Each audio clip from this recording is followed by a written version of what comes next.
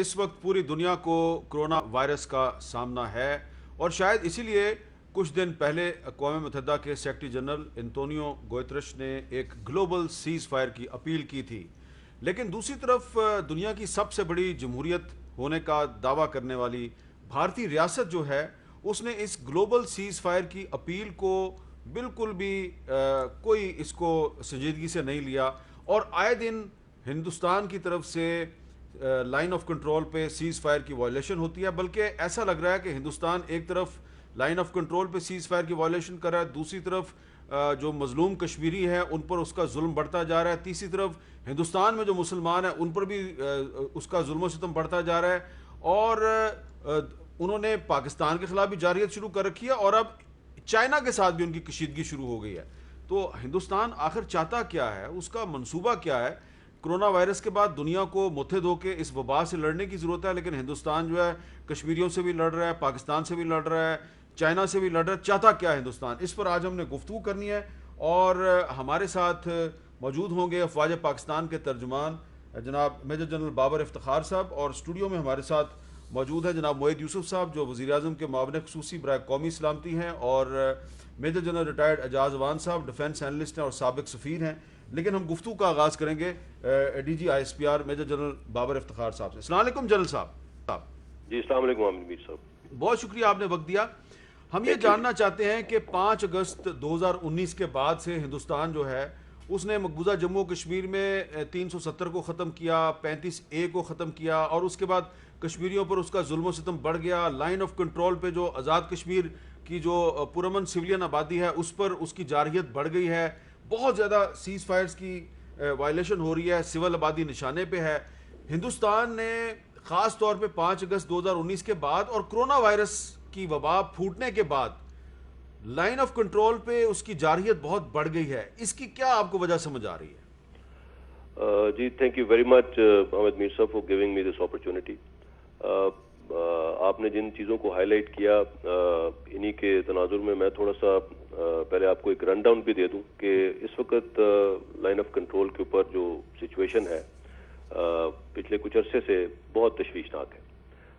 اس سال میں صرف اگر ہم دیکھیں تو 1229 مرتبہ تو صرف سیز فائر وائلیشنز ہوئی ہیں، 7 سویلینز وہاں پہ شہید ہو چکے ہیں، 90 سے زیادہ سویلینز زخمی ہوئے ہیں۔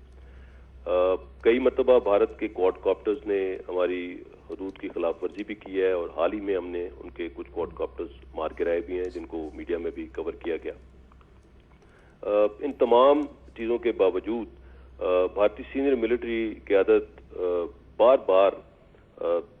مختلف الیجڈ لانچ پیڈ سے در اندازی کی بات کرتی ہے، جو میرے خیال میں ان کی اپنی فوج کی پیشہ ورانہ صلاحیت پر بھی ایک سوالیہ نشان چھوڑتے ہیں کہ اتنی well guarded line of control, اتنے بہترین کاؤنٹر انفلٹریشن میجرز کے باوجود کیسے کوئی وہاں پہ انفلٹریٹ کر رہا ہے، one of the most militarized zones in the world. ابھی جو حالیہ دنوں میں انہوں نے آرٹلری اپنی ڈپلوائے کی، وہ بھی سول آبادی میں ڈپلوائے کی تاکہ اگر کوئی کاؤنٹر بمبارڈمنٹ ہو تو وہ بھی سویلینز کو ٹارگٹ کیا جائے جو کشمیری سویلینز مقبوضہ کشمیر میں رہ رہے ہیں۔ ان تمام حالات میں پاکستان فوج بہت بہتر طریقے سے اس کا جواب دے رہی ہے، مگر ہم اسی ایریا میں اسی کیلیبر کے مطابق اس کا جواب دیتے ہیں لائن آف کنٹرول میں، اور ہماری پوری کوشش ہوتی ہے کہ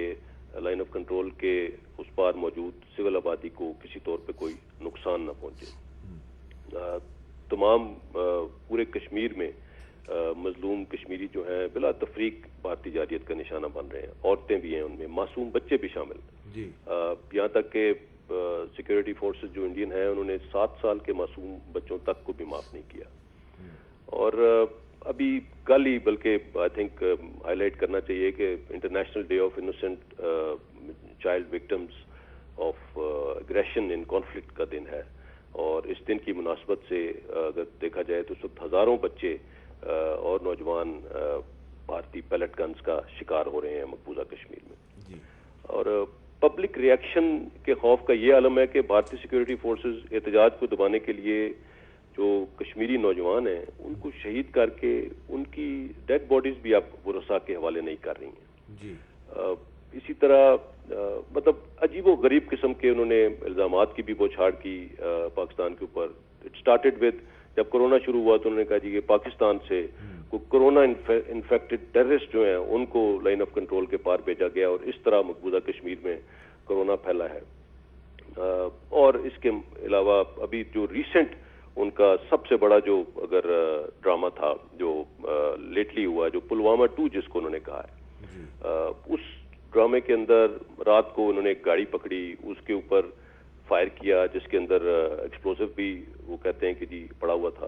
اور جس کے جو فائر کیا وہ بندہ جو نکلا وہ پیدل وہاں سے فرار بھی ہو گیا. ساری رات وہ گاڑی بھی وہاں پہ رکھی گئی اور اگلے دن ڈے لائٹ میں پورے میڈیا کوریج کے سامنے اس کو ایک آبادی کے اندر ہی اس گاڑی کو تباہ کیا گیا تاکہ کسی قسم کا ایویڈنس نہ مل سکے. سو یہ ساری جو کارروائی اس وقت چل رہی ہے, دس از اسٹیج بینگ سیٹ, ایک اسٹیج سیٹ کی جا رہی ہے جس کے اوپر ہمارے وزیر اعظم صاحب بہت دفعہ کہہ چکے ہیں, چیف آف آرمی اسٹاف اس چیز کا اظہار کر چکے ہیں کہ ایک فالس فلیگ آپریشن پلان کیا جا رہا ہے انڈیا میں. اور یہ جو پلوامہ 2 انہوں نے کیا, اس سے چند دن پہلے پرائم منسٹر کی اسٹیٹمنٹ آئی کہ ایک فالس فلیگ آپریشن کی پلاننگ ہو رہی ہے, اور جب وہ اسٹیٹمنٹ آئی تو موسٹ پروبلی انہوں نے وہی جو پلان کر رہے تھے اس کو گاڑی کو انہوں نے سامنے لا کے اور پھاڑ دیا, اور اب یہ کہہ رہے ہیں کہ 3 مزید گاڑیاں اس طرح کی یہاں پہ موجود ہیں. سو یہ ایک سٹیج سیٹ کی جا رہی ہے اگلے آنے والے چند ماہ میں پاکستان کے اوپر کی طرف جارحیت کرنے کی, ایک ایڈونچرزم کی. اور جس طرح آپ نے اس سوال کے دوران آپ نے کچھ چیزوں کا ذکر کیا, اس کا مقصد اگر مطلب میں اگر صحیح سمجھاؤں جو آپ جاننا چاہ رہے ہیں کہ مقصد کیا ہے, کیوں یہ کر رہے ہیں. ہاں جی, کیوں کرنا چاہ رہے ہیں. اس کا مقصد یہ ہے کہ لیٹلی ہندوستان کو کئی فرنٹس پہ ہزیمت کا سامنا ہوا ہے, بہت شرمندگی ہوئی ہے. اگر میں پہلے ذکر کروں لائن آف ایکچوئل کنٹرول پہ جو انڈیا اور چائنا کی جو حالات چل رہے ہیں, اندر 3 کلومیٹر اندر آ چکے ہیں, 60 اسکوائر کلومیٹر کا ایریا ہے. جو کل یا پرسوں میرے خیال میں راج ناتھ صاحب کا انٹرویو آپ نے سنا ہوگا, اس میں بھی ان سے یہی سوال پوچھا گیا اور اس کو انہوں نے ڈاؤن پلے بھی کیا. سو وہاں پہ سخت شرمندگی کا سامنا ہے, اس کو یہ کسی نہ کسی طرح ڈاؤن پلے کرنے کی کوشش کر رہے ہیں. انڈیا اور نیپال کے بارڈر پہ بھی آپ کو معلوم ہے کہ انہوں نے نقشوں کا جو باؤنڈری کا مسئلہ ہوا ہے ان کے ساتھ, وہاں پہ بھی کافی شرمندگی ہوئی ہے. پھر انٹرنلی اگر آپ دیکھیں تو جو کرونا وائرس کی مینجمنٹ سے ریلیٹڈ بہت سے مسائل سامنے آئے ہیں. انڈیا میں جو لیبر کی مائگریشن ہے وہ پوری دنیا نے دیکھی ہے کہ کیا ہوا, کس طرح سے اس کو مینج کیا گیا, اور آف کورس کرونا بری طرح سے پھیل رہا ہے. اکانومی از ان ڈولرمز. پھر مقبوضہ کشمیر کے اندر جو انہوں نے اقدامات کیے 5 اگست کے بعد, وہ تمام اقدامات بیک فائر کر گئے ہیں, اور اس کے اندر جو کچھ کشمیریوں کے ساتھ اس وقت ہو رہا ہے پوری دنیا اس کو دیکھ رہی ہے. اور اسی سے اگر آپ ریلیٹ کریں کہ جو انڈیا نے CAA کا نفاذ جو کیا, اور جو جس سے ایک اسلاموفوبیا کی ایک لہر اٹھی ہے انڈیا کے اندر, جس کو پوری دنیا نے محسوس کیا. یونائٹڈ نیشنز لے لیں, یورپین یونین لے لیں, آپ یونائٹڈ اسٹیٹس لے لیں, دنیا کے ہر فورم پہ تمام ہیومن رائٹس آرگنائزیشنز لے لیں, سب نے انڈیا کو اس چیز کے اوپر سوال کیا ہے کہ یہ ہیومن رائٹس وائلیشنز ہیں, اور میسو قسم کی ایک امبیرسمنٹ چل رہی ہے, میسو قسم کی فیلور ہے ہر لیول پہ. سو ان تمام چیزوں سے جو کرنٹ لیڈرشپ ہے انڈیا کی, ان کا یہ خیال ہے کہ ان تمام چیزوں سے توجہ اٹھانے کا سب سے بہترین ذریعہ ان کے لیے یہ ہے کہ پاکستان کے ساتھ کوئی ایک پاکستان کی طرف ایک ایڈونچرزم کیا جائے. پاکستان کے ساتھ لائن آف کنٹرول کے اوپر آلریڈی انہوں نے ٹیمپریچر ریز کیا ہوا ہے. سو کسی قسم کی جارحیت جب ہوگی یہاں پہ تو آبویسلی ان کا خیال ہے کہ باقی تمام چیزوں سے انٹرنلی بھی اور ایکسٹرنلی بھی سب کی توجہ اس جگہ پہ آ جائے. اچھا, آپ نے بڑے تفصیل کے ساتھ یہ سارا جو انڈیا کا پلان ہے وہ ایکسپوز کیا ہے, سازش کو بے نقاب آپ نے کر دیا. اب اس میں بڑا سمپل سا چھوٹا سا سوال ہے کہ اب اس صورتحال میں ہمیں پاکستانیوں کو کیا کرنا چاہیے, کیسے انڈیا کے عزائم کو اور اس کی ڈس انفارمیشن کو ہم کیسے ایکسپوز کریں, کیسے ناکام بنائیں. جی, اس میں سب سے پہلے تو میں یہ being a military spokesperson میں یہ بتا دوں کہ اگر انڈیا نے کسی قسم کی جارحیت کا ارتکاب پاکستان کی طرف کیا تو it will be responded with full might. اس میں کسی قسم کا شک نہیں ہونا چاہیے. چیف آف آرمی اسٹاف نے حال ہی میں اس چیز کا ذکر کیا اور ابھی انہوں نے ایک اور بات کی کوئٹہ میں جب وہ گئے تھے کہ اس پورے خطے کے اندر جو درینہ پرابلمز ہیں, ڈسپیوٹس ہیں, ان کا حل ہوئے بغیر سسٹینیبل پیس جو ہے وہ اس کی وہ نہیں ہو سکتا یہاں پہ. سو وہ تمام درینہ معاملات کا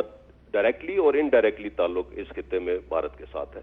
چاہے وہ چائنا کی بارڈر ڈسپیوٹ ہے, چاہے وہ پاکستان کا ہے, چاہے وہ نیپال کا ہے, چاہے وہ بنگلہ دیش کا ہے, اور اس کے علاوہ بھی انڈیا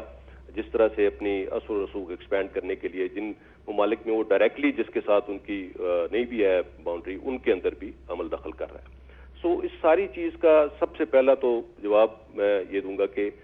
وی آر ریڈی اور we will respond and we will respond with full might, اور اس کا مظاہرہ پچھلے سال انہوں نے دیکھ لیا تھا. اب آگے کیا کرنا ہے, ہم نے اس کے اوپر بارہا آفر کیا ہے کہ جو الزامات یہ لگاتے ہیں کہ جی سو کالڈ لانچ پیڈز فل پڑے ہوئے ہیں, United nation military observers group کو ہم نے کھلی چھوٹ ہے پاکستان سائٹ پہ ان کو کہیں پہ بھی وہ آ جا سکتے ہیں. اسی طرح ہم انٹرنیشنل میڈیا کو کئی دفعہ ان علاقوں میں لے کے بھی جا چکے ہیں اور ابھی دوبارہ لے کے جانے کو تیار ہیں. آپ خود میں سمجھتا ہوں کہ آپ یہاں پہ کئی مرتبہ جا چکے ہیں اور آپ نے خود یہ علاقے دیکھے ہیں. تو پاکستان میں کسی قسم کی ایکسس جو ہے وہ ہم نے ڈینائی نہیں کی, اور اگر یہی ایکسس انڈیا کی سائٹ پہ بھی انٹرنیشنل آبزرورز کو, انٹرنیشنل میڈیا کو دی جائے تو چیزیں بہت کلیئر ہو سکتی ہیں. بہت اگر یہ جو کچھ یہ الزام یہ لگا رہے ہیں اس کا امپیریکل ایویڈنس تو کوئی مسئلہ ہی نہیں ہے آج کل ملنا. بالکل ٹھیک ہے. تو یہ تمام چیزیں, تمام آپشنز موجود ہیں, لیکن ان کو یہ سمجھنے کی ضرورت ہے کہ there will be consequences of any military adventurism and those consequences will be uncontrollable or unintended. So let's not play with fire here. Let's not play with fire. بہت بہت شکریہ میجر جنرل بابر افتخار صاحب, D G I S P R ہمارے ساتھ بات کر رہے تھے.